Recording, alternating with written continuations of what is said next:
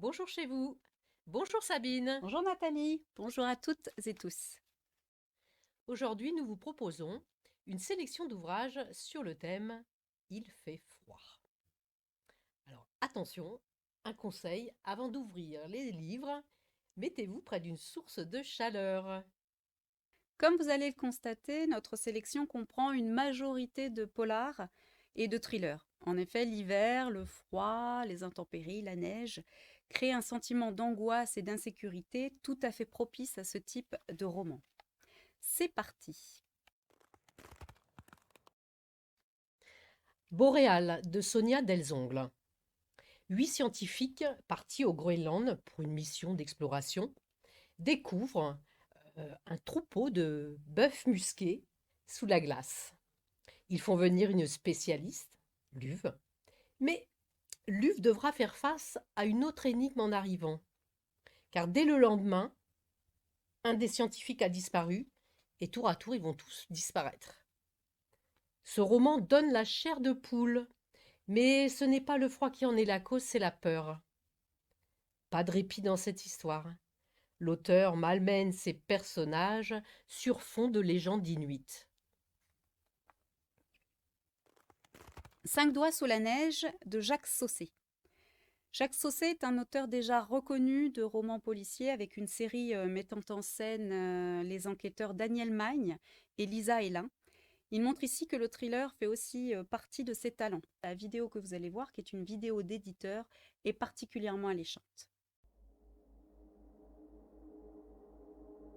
Marc Torres, écrivain à succès, vit seul avec son fils dans un immense domaine niché au cœur de la forêt. Alexandre, enfant difficile, a été perturbé par le décès de sa mère, 5 ans plus tôt. Plongé dans son travail pour tenter d'oublier la douleur du deuil, Marc ne l'a pas soutenu comme il l'aurait dû.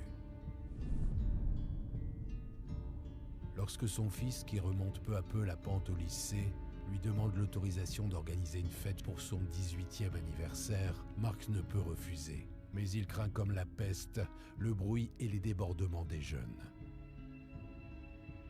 Bientôt, la neige bloque les accès à la montagne et verrouille la quinzaine d'adolescents chez les Torres pour toute la nuit. Marc est inquiet.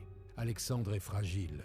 Il doit le protéger contre les autres, mais surtout contre lui-même, à tout prix. 5 doigts sous la neige.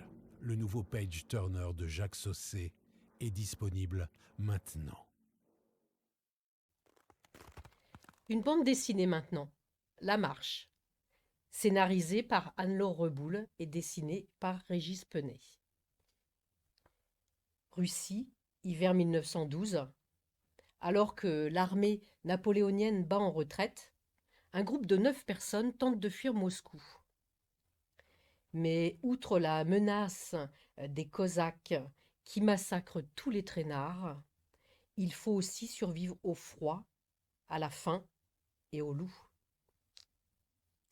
Un dessin noir et blanc de Régis Penet qui sied bien à l'histoire angoissante que nous livre Anne-Laure Reboul. Le village de Dan Smith. Ukraine, 1930. La vie à Vyriv est dure. C'est un petit village isolé d'une vallée oubliée. Tous attendent avec angoisse l'arrivée des agents de Staline envoyés pour réquisitionner leurs maigres possessions. Pour améliorer leur quotidien, Lucas, qui est un vétéran de plusieurs guerres, part à la chasse en compagnie de ses jumeaux de 17 ans. Il retrouve un homme quasi mourant dans la neige et qui tire derrière lui une luge. Sur la luge, on découvre bientôt le corps de 2 jeunes enfants dont l'un est atrocement mutilé. L'angoisse monte d'ailleurs et la panique monte dans le village, notamment lorsque une enfant disparaît. Il apparaît rapidement que seul Lucas va pouvoir partir sur les traces de ce voleur d'enfants. La traque commence et elle va être éprouvante. Alors c'est un excellent thriller, original, poignant, captivant. C'est également aussi une réflexion sur la part d'humanité qu'il reste ou non dans le cœur des hommes lorsqu'ils sont en proie à un monde violent et cruel. Et c'est d'autant plus intéressant lorsque l'on sait que Dan Smith est également chercheur pour la paix. Tous les démons sont ici de Craig Johnson. Son premier roman, Little Bird, paraît en 2005 aux États-Unis. Il y met en scène le célèbre personnage Walt Longmire, shérif. Ces romans ont été adaptés en séries télévisées qui ont très bien fonctionné aux États-Unis et également en France. Et je vais laisser la parole à Craig Johnson qui va vous présenter son roman. So I tried to do something different with each one. This one was a little different in the sense that it started out as one of those manhunt in the snow kind of books. And I rapidly came to the conclusion that, that kind of book had been written before. And so maybe I needed to do something a little bit different. And since Walt, is a reader, just like the audience, what happens is that he gets a copy of Dante's Inferno stuffed into his pack as he's getting ready to go up into the Cloud Peak Wilderness area after these convicts who've escaped. And so, at that point in time, what happens is the book starts mimicking Dante's Inferno and Walt's experiences in the Cloud Peak Wilderness area, even to the point where he has his own Virgil as a guide, just as Dante had through the Inferno, through hell. Sur le toit de l'enfer, dit Laria Tutti. Bienvenue à Travegnies, village du Frioul italien, paradis naturel à la beauté sauvage. Sauvage, c'est exactement le mot qui vient à l'esprit lorsque l'on découvre un corps énucléé dans la neige, dans une mise en scène particulièrement macabre. L'enquête est confiée à Teresa Battaglia, qui est une commissaire bourrue, au caractère bien trempé. Cette spécialiste du profilage pressent rapidement que le meurtrier ne va pas s'arrêter là. Le compte à rebours a commencé. Mais c'est sans compter sur la communauté du village, des habitants, qui est une communauté fermée, qui voit d'un mauvais œil l'arrivée des étrangers, et notamment de voir ses secrets les plus enfouis révélés au grand jour. Alors c'est une belle découverte pour moi que ce polar, qui est captivant, avec des personnages vraiment attachants, et notamment le personnage de Teresa, qui est vraiment une femme tenace, humaine, qui est cabossée par la vie, et qui est pourtant combative malgré les fantômes qu'on sent qui la hantent, et aussi la maladie qui la fragilise. Je dois dire que j'ai très envie de la retrouver pour de nouvelles enquêtes. 6 fourmis blanches de Sandrine Colette. Alors c'est un roman qui est classé dans le polar, mais ce n'en est pas vraiment un. Dans ce roman, tout est une question d'atmosphère. Il fait froid, la tension est extrême car chacun doit survivre. D'abord, il y a Mathias. Il est sacrificateur dans un petit village de montagne où les croyances sont ancrées dans le sang des gens.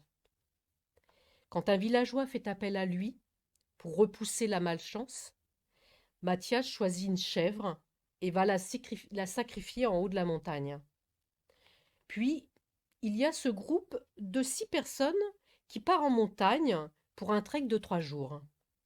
Vous l'avez compris, ces 2 histoires vont s'imbriquer peu à peu pour nous emmener dans une nature inhospitalière. Mais est-ce la montagne ou l'homme qui l'est le plus ? Sequan Island de David Vann. Alors, paru en 2010, ce roman a reçu de nombreux prix, dont le Médicis étranger. Il a également été adapté en BD chez De Noël Graphique. Afin de retisser des liens malmenés par un divorce et puis par le déménagement de sa famille en Californie, Jim entraîne son fils de 13 ans dans une expérience incroyable. Vivre une année en autarcie sur une île sauvage et inhabitée d'Alaska, accessible uniquement par bateau ou par hydravion. Mais ce rêve de retour à la nature va progressivement se transformer en cauchemar. Impréparation du père, météo catastrophique, défaillance du père, jusqu'au drame. Donc c'est un roman qui est divisé en 2 parties, une partie qui est racontée par le fils et une partie qui est racontée par le père. Ce roman ne laisse pas insensible, d'autant plus que lorsque l'on sait que que l'auteur s'est inspiré de sa propre expérience familiale pour la raconter. Donc c'est tour à tour bouleversant, dérangeant, sombre, violent. Je dois dire qu'on ne ressort pas indemne de ce livre et même qu'il nous continue à nous questionner une fois la dernière page tournée. Le bonhomme de neige de Joe Nesbo. Nesbo est un auteur norvégien. Il est l'une des figures incontournables du polar scandinave et son personnage fétiche est l'inspecteur Harry Hole. Son roman a été adapté au cinéma et nous allons voir quelques extraits. The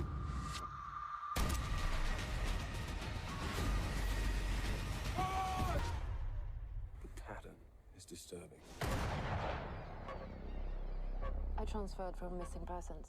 Harry Hole, We studied your cases at the academy. will they date back that far? Yeah, you're up there with the legends. I can't keep covering for you. Doesn't matter who you are. Tell me, I think it's the falling snow that sets the killer off. then who does he leave the snowman for? Building snowmen, cutting things up into little pieces, that's what a child does to establish order. A call just came in. There's another missing woman. We got the missing persons call? Who's missing? Sylvia Otterson. I'm Sylvia Otterson. Why would someone report you missing?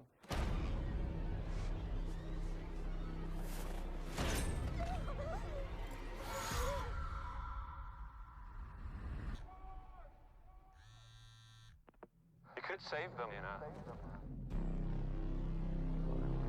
Gave you all the clues and everything.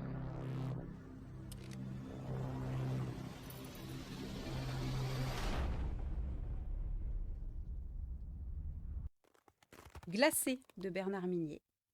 Alors, il a reçu le prix du meilleur roman francophone au Festival du Polar de Cognac en 2011 et je dois dire que c'est un prix tout à fait mérité. Nous voilà donc au cœur de l'hiver, dans une vallée encaissée des Pyrénées. Au petit matin, on retrouve le cadavre d'un cheval décapité, accroché à la falaise. Le commissaire Servaz est alors envoyé sur place. Alors, pour un simple cheval, me direz-vous, oui, mais ce cheval n'appartient pas à n'importe qui, il appartient à l'un des hommes les plus fortunés du pays. Et puis, cet acte barbare a été commis non loin de l'Institut Wagner, qui abrite la crème des psychopathes européens. Alors, coïncidence. Avec une intrigue diabolique et parfaitement ficelée, ce roman n'offre aucun répit ni au personnage ni au lecteur. Il y a cette montagne aussi qui est omniprésente et qui est quasiment un personnage à part entière, qui rajoute à l'ambiance déjà glaçante un sentiment de vertige, de peur, d'isolement. Je dois dire que c'est une vraie réussite. Le poids de la neige par Christian Guay-Poliquin. Christian Guay-Poliquin est un jeune auteur québécois, doctorant en études littéraires. Il nous raconte l'histoire de Mathias, un jeune homme venu rendre visite à son père dans un petit village de montagne. Il est victime d'un grave accident de voiture et se retrouve immobilisé avec ses 2 jambes cassées. Survient alors une panne d'électricité inexpliquée qui isole totalement les habitants. Les secours n'arrivent pas et Mathias est confié à un vieil homme qui a trouvé refuge dans une maison un peu en retrait du village. La vie s'organise, mais la nourriture, l'eau commencent à manquer pour tout le monde. Dans une atmosphère oppressante, l'auteur nous captive et nous tient en haleine jusqu'au bout. Il est très difficile de poser ce roman, tant on a hâte de connaître le dénouement. On ne sait pas ce qu'est devenu le monde extérieur, on ne sait pas si les gens existent encore, et c'est ça qui fait cette grande frayeur. Nous espérons que cette sélection vous aura donné envie de la découvrir. Pensez juste à vous équiper bien chaudement et rendez-vous le mois prochain pour un prochain club de lecture dont le thème sera les animaux dans la littérature. À bientôt! À bientôt!